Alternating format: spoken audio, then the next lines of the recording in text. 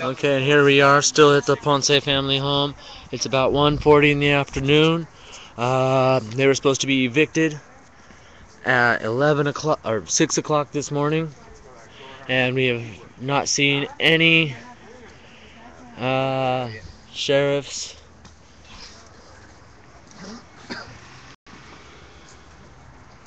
So, would any of our occupiers from Stockton like to speak about what brought Occupy Stockton out here today?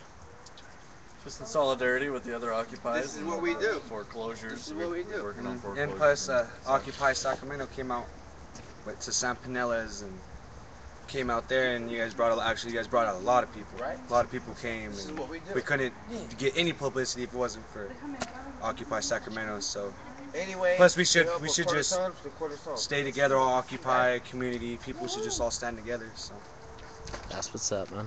Quarter That's son, what's up. quarter son. Yeah. Got to get some good info on here. You guys have probably seen these signs a million times already. So, yeah, a lot of us didn't get too much sleep last night. Waiting, getting everything set up. Expecting police to be here at 6 o'clock in the morning, and none of them showed up. And let me see if I could get another interview with one of our foreclosure peoples. Lisa!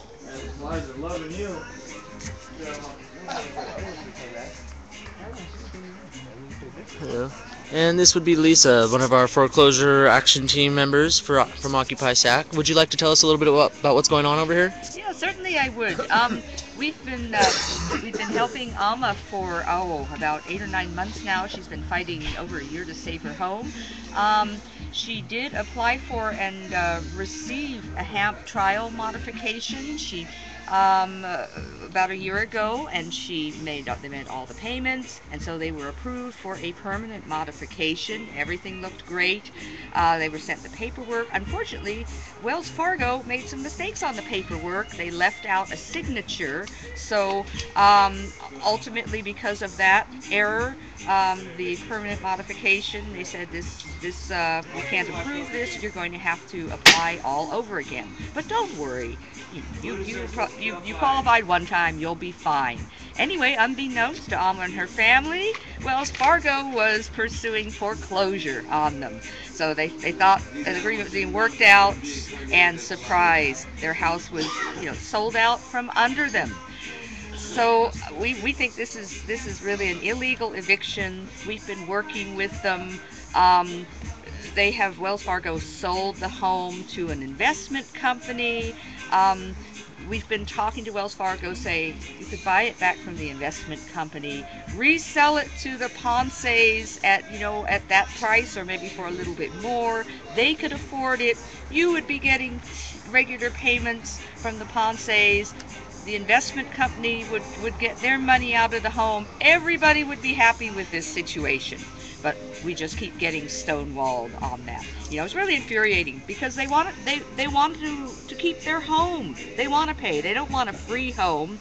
And there's solutions that would benefit everybody. But we keep getting the cold shoulder from Wells Fargo on this. So that's why we're out here. We are not going to let this eviction take place. Nice. We started this action up yesterday. How did we start? How did we start? Well, we found out Alma was going to be evicted at 6 a.m. Today, Thursday. So we rounded up people from all over. We've got Occupy Stockton, Occupy Davis, Occupy Woodland, and Occupy Sacramento here. Some people that Alma knows. So we've set up here. Many of us stayed over all night in case the sheriffs came earlier than they said that they would. So right now we're just at wait and see. We did call the sheriff's department to ask when they were planning to come. And, they told us, we can't give out that information for the safety of the sheriff. So we and Alma and her family are in limbo right now. Okay. Thank you very much. Okay, thank you. You're welcome. Thanks. And how about you, Stephen? You alright? Anymore? No? All right. Alright. Did you want to speak to everybody a little bit about what brings you out here today? Well, basically, we're here in solidarity with Ponce family to help stop the foreclosure and do what we can. I mean, there's a lot that we can do, like on an individual level, and then that's definitely joining an Occupy movement or or a community that deals with home foreclosures, and then educating yourself. As you can see above, it says there's 1.7 million homeless kids, 18.5 million empty houses.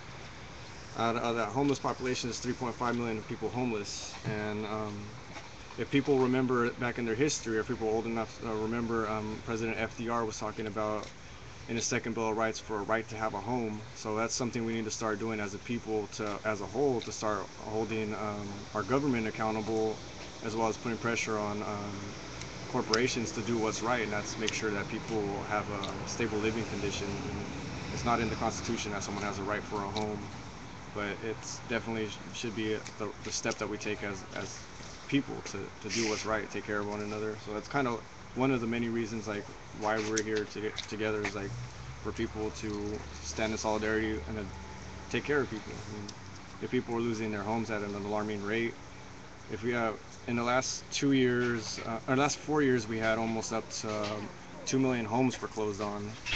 If that doesn't strike you as alarming, I mean, it's just really crazy, like to see that our own government doesn't do anything to literally solve the situation. And what we need to do is hold accountability to all those people that rob people from the homes. When I say people, I'm talking about corporations, because now corporations are people, which is a bunch of BS, because we all know that's a bunch of fake.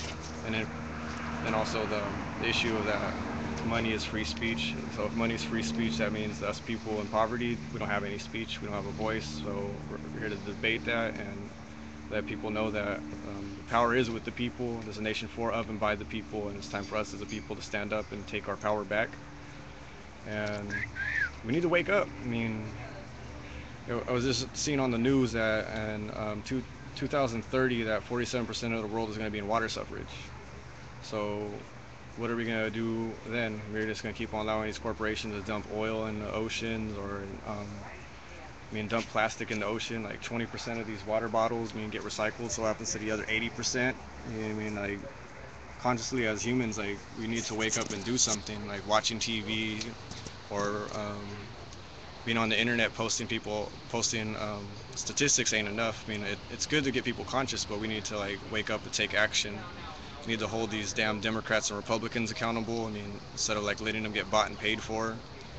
I mean, historically, politicians never gift us with civil liberties. It's something that has to be, like, fought for by the people, constantly, collectively mobilizing, like, millions of people, like, to do something. If us as a people wanted to do anything, I mean, it would be as a group of consciousness. So, because people in power only respect two things, and that's money and votes. And if we don't have neither, they're not going to listen to us. So us as the Occupy movement, we hold numbers. Collectively, trickle up theory. I mean, like, we have enough money to start making these changes, these necessary changes, to at least start. There's millions of people around the world fighting for the same issues that we're fighting for today. So it's just waking up. Collective consciousness. Collectively as humans, we're very destructive. Like, from our water to air, chem clouds. Deforestation. It's like, us as human beings are doing this, and a lot of us as human beings don't do anything to stop it. So it's our fault. I'm only wondering what our karma is going to look like collectively, like in the next few years, because our resources are running dry.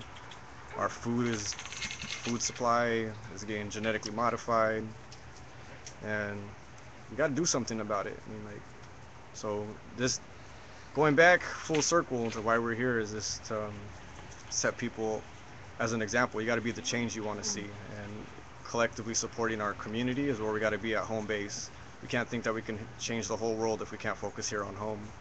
I'm here from Woodland. It's my home, born and raised, so we got to support people here in Woodland, and then we got people from Sacramento and Stockton that came out in solidarity.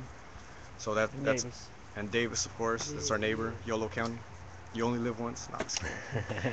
But yeah, there's many things that we can do, and it starts with solidarity and getting up and getting active. So it's my 2 cents for the moment. So Right on. Thank you very much, Stephen. 1,000,000 people put together their 2 cents. That's some money. Hey, that's like almost $1 million. Getting there. All right. Did you want to speak for Davis? Sure. All right. So, you're with Occupy Davis, I take it? That's right. All right. Would you like to tell me what brings you guys out here today? Come out here to support the people. I think that all of this situation having to do with the dual tracking and the banks just basically preying on poor people, minority people, by ways of the illegal foreclosures is bullshit, man. And actually, this thing has gone on for way too long, whole situation. And everybody knows that it's just a vicious scam. Everybody, the courts do, the cops do, the public knows, the bank knows, everybody. So really, as an individual, I think that we all need to band together on each of our levels as individuals and as organizations also, and we need to stand up and we need to come together and we need to basically challenge the whole system and ask them what gives you the right. Nobody gives you that right, to treat human beings like this. Families, every time these homes get foreclosed, there's always kids involved usually, and where do those kids go if they ain't got no place to go? The homeless, so really I think it's just a wonderful thing for people to get together, whether they belong to the Occupy movement or just people from the community. I think it's about time, I really do. And in the long run, if you look at the whole spectrum of what we're dealing with, I think that this basically is the number one way that we are actually going to overthrow, this mentality that says, we can sell your home out right under your feet. We have that power, to basically rip you off in public, and nobody's going to do nothing about it. Well, yeah, there's going to be plenty of people doing plenty about it, if what I'm talking about comes to pass. And it is right before our eyes. You see these things going on in community after community, people getting together, challenging the power structure, So I think really also that's what really needs to be done. I mean, because we have the numbers, and every time one of these things happen, we learn a little bit more, and we kind of finesse our own abilities, and sooner or later, this whole criminal basically scam is going to fall from its own weight because it's built on lies, and nothing that's built on lies will ever last. It's like the old saying goes, the center cannot hold. So this whole thing, scam, is going to collapse in on itself. So I live to see that day, as a person, you know. So I'm just more than happy to be here. I'll be here, every single time I can make it, anywhere, anytime anybody needs any help. I'm one of the people that try to send out the word, it's happening over here, or it's happening over there, come on down, because we are the people, we're gonna make it happen. Yeah, so that's what I think. Right on. Thank you. Yeah. Perfect timing. Just short